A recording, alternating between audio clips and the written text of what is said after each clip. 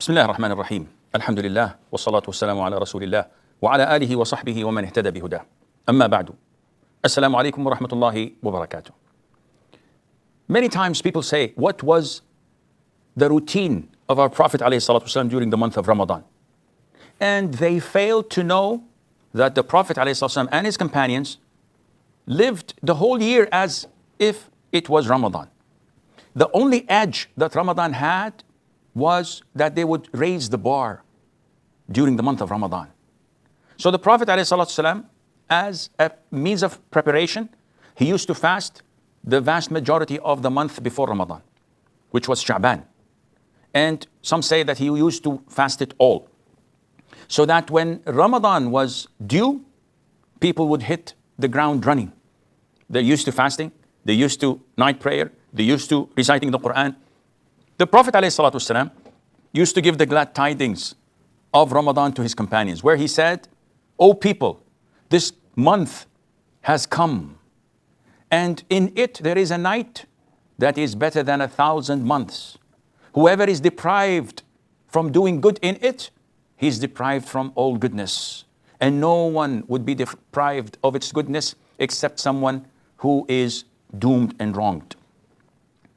The Prophet ﷺ used to fast every single day of Ramadan. So what was special in his fasting? Nothing much. He used to have the pre-dawn meal, and he used to say that eat the suhoor, because having suhoor is a barakah, is a blessing. And he used to instruct us to delay the suhoor to the very last moment before the adhan of Fajr. And he used to break his fast immediately once the sun had set. And he used to say the people would be in good terms, they will be all right as long as they hasten in breaking their fast. Throughout the day, it was the normal day. The Prophet used to bathe, wash his head. He used to use the miswak frequently without any problem, even while he's fasting, even after Dhuhr and before the break, before the sunset. There's no problem in that, because the Prophet used to do it all the time. The Prophet used to travel ﷺ throughout Ramadan. Sometimes he used to go for battle and go out in expeditions. And he would instruct the Muslims to break their fast if they were to fight, so that they would become stronger. So the Prophet used to travel, and he used to fast while traveling, and sometimes he used to break while traveling. We know that the Battle of Badr and the conquest of Mecca were in the month of Ramadan. So it is not true what so many of us do in Ramadan. When we think it's a time of being tired, being lazy, not able to work. This wasn't the case at the time of the Prophet ﷺ, the companions, and all the Muslims throughout these centuries. They used to be active, even if it were Ramadan. I know a lot of people who go to the gym while fasting. I know people that go and play tennis while fasting.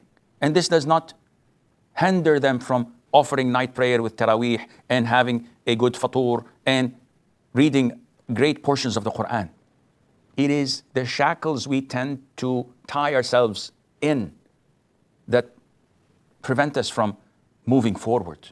Fasting is not something that hinders us from behaving, working, and being active. It's all in here. The Prophet ﷺ during Ramadan used to pray night prayer, as every other night.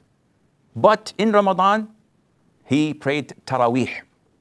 And night prayer is divided into subcategories such as Taraweeh, Tahajjud, Witr. All of this is called night prayer.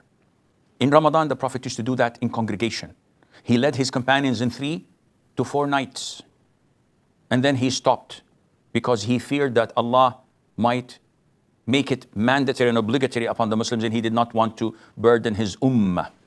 And that is why when the Prophet died, ﷺ, and the revelation was over, Umar, may Allah be pleased with him, went into the masjid once and saw the people praying during Ramadan night time, either alone or in patches. So he said that if we combine all the companions and all the people to pray behind one imam, that would be a good thing. So he revived the sunnah of the Prophet ﷺ, which he had done 3 or 4 nights. And he appointed Ubay ibn Ka'b and Tamim al-Dari, may Allah be pleased with them, to lead the people in Taraweeh.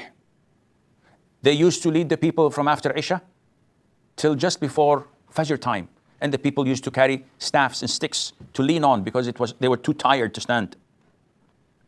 This is how the companions used to spend their time during night time in Ramadan.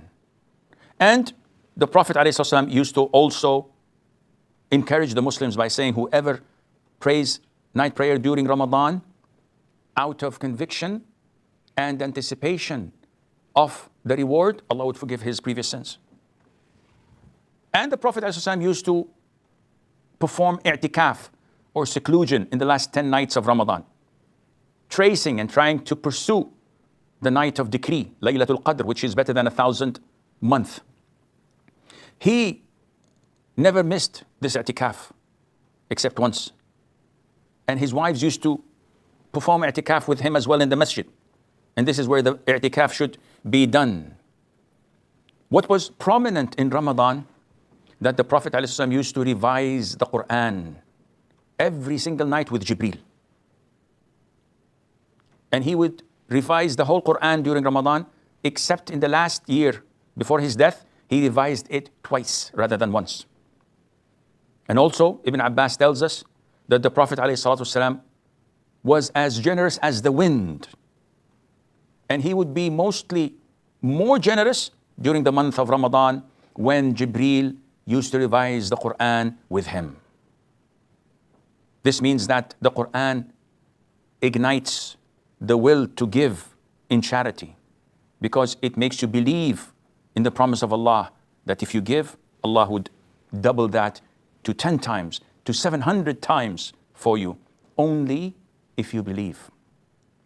Therefore, Ramadan is like any other month, but the rewards multiply and the atmosphere supports you to go ahead and excel and raise the bar and do exactly as the Prophet ﷺ had done, trying to achieve the utmost possible rewards from Allah Azza wa Jal by utilizing every moment during your day and during your night.